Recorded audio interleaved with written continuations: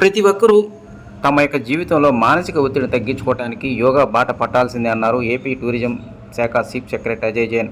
ఈరోజు ఉదయం మంగళగిరి శ్రీ లక్ష్మీనరసింహస్వామి ఆలయ ప్రాంగణంలో ఏర్పాటు చేసినటువంటి యోగాంధ్ర 2025 సాధన కార్యక్రమంలో ఆయన పాల్గొన్నారు. ఈ సందర్భంగా ఆయన మాట్లాడుతూ మంగళగిరి ప్రాంతాన్ని రానున్న కాలంలో టూరిజం ప్యాకేజీ కింద అభివృద్ధి చేస్తామన్నారు.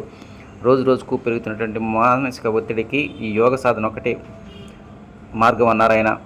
ఇంకా ఈ కార్యక్రమంలో ఇన్ఛార్జి కలెక్టర్ భార్గవ్ తేజ్, అదేవిధంగా AP medical development corporation chairman Chelapalli శ్రీనివాసరావుతో పాటు మున్సిపల్ కార్పొరేషన్ కమిషనర్ అలీం బాషాతో పాటు కార్పొరేషన్ సిబ్బంది మరియు ఆలయ అధికారులు పాల్గొన్నారు.